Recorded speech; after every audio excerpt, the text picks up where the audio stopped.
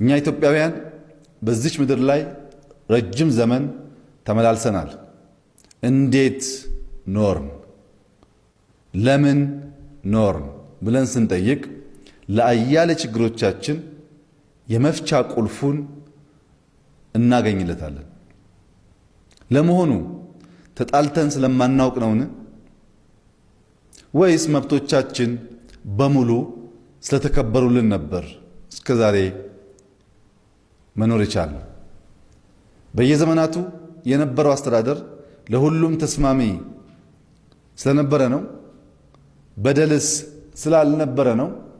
ፍትህና እኩልነት በሁሉም ቦታ ሰፍኖ ስለነበረስ ነው?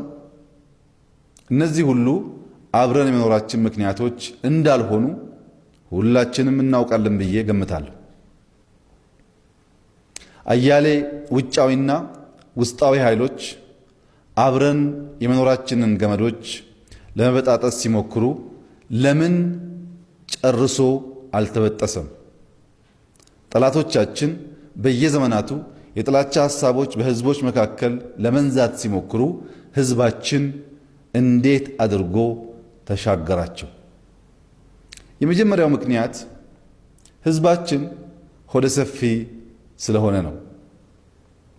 ሆደ ሰፊነት ማለት ነገሮችን በሰፊው ጎዳናና በምልአት ለማየት መቻል ነው።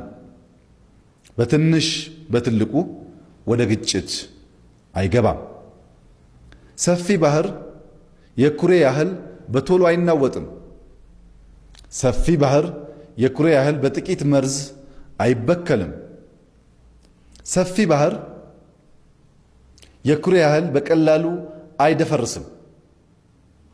የህዝባችንም ጠባይ የሰፊ ባህር ጠባይ ነው።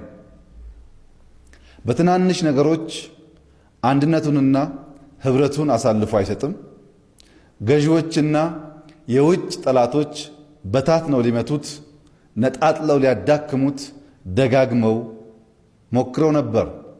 በታሪክ አጋጣሚ የገጠሙትን ቁርሾዎች እየነካኩ ለመበተን ከጅለውም ነበር፣ ግን አልሆነላቸውም።